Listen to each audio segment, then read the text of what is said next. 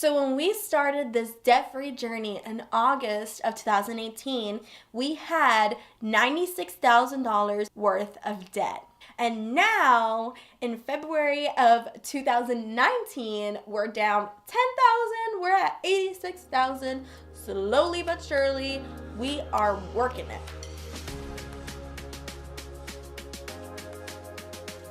Hello everyone, welcome to Take It From Mela. I am Mela, and today I'm going to talk about how I ended up with $95,000 worth of debt. So how did I end up with all that money, you're wondering? Well, I guess I should start from the very beginning. So growing up, debt was something that was just normal. When you wanted to buy a car, of course you would buy a great car that will last you a long time because investment, right? You don't want a car breaking down. Although those are true in a way, the way that we went into it was through debt, and that is the bad portion. So growing up, all of that was normalized. Good credit, buying or leasing a car, vacations were put on credit cards even though you didn't have all the money in the moment, you could pay it later, right? Also, student loan debt.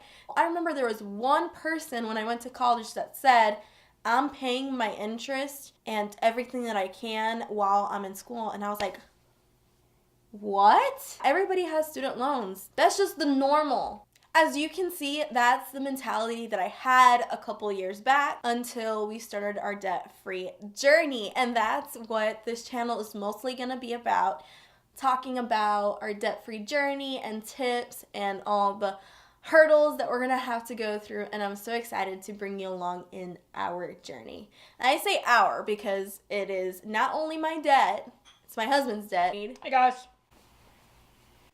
The very first debt that I had was when I was 17 years old. Yeah. 17 years old. What? I got a job and I was using my parents' car to go to and from work. And after a while, my parents said, well, you need to buy your own car because we need our car back. And that was fine. I was saving up for a car, and I believe I had about $1,500 to $2,000. Again, since debt was so normal, I said to myself, well, let me just purchase a car that will last me a very long time instead of just buying a beater car. So, being a normal person that I was in this society, what did I do? I went to buy a car. It wasn't even under my name. It was under my dad's name. I just paid him every month for this car that ended up costing, I believe, about $13,000. $13,000 when you're a 17-year-old. What? Okay, so this brings me to 18-year-old Mela when she decided to go to college. And luckily I went to community college, and the tuition I didn't have to worry about because financial aid covered it. However, I did not have enough money due to me taking like 15 to 18 credits per semester for my books. And back then I still had that mentality of always buy things to last. So I bought the new books. I remember one textbook was like $200, and I always said to myself that I was gonna sell it and make my money back because when you rent, you lose money. Not the case. I would recommend renting. So I started putting all of the books that I bought on credit cards. I don't have any student loans yet, but I have a car loan and I have credit cards. Then, after my time in community college, I went to a private college that was here, and luckily I got to stay at home and I didn't have to worry about living expenses. But this private college was Expensive. At this point, once I graduated college, I got married with my husband, Ray. And just like me, he had his student loan debts. Our grand total of student loan debt is $72,000.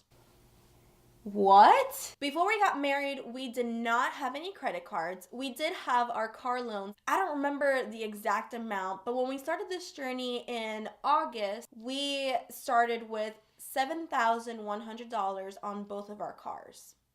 So still living with the same behaviors that we have of using credit cards and not being very wise, we ended up with a lot of credit card debt. This is the worst debt you could have because you could wander your way in. You could use a credit card here and there, $20, $30, and it just racks up with the interest and everything. Our credit card payment when we started in August was $16,000. What? And I would have never known this if I didn't sit down and write down everything. Because to me, I was like, well, maybe we have like $8,000 in debt. Okay, because we only have credit cards that are less than $2,000. I think we had one that was just $5,000, but everything else was small. So that's why we thought, we didn't have this much debt until we sat down and we were just baffled. I could not believe it. And that's what happens when you use credit cards, and it adds up. At this point, I did not have a great job. Because I was in the middle of deciding if I was going to go to grad school. So I was working in a hospital as a nursing assistant, and you do so much work but for so little pay. So we weren't making a lot of money.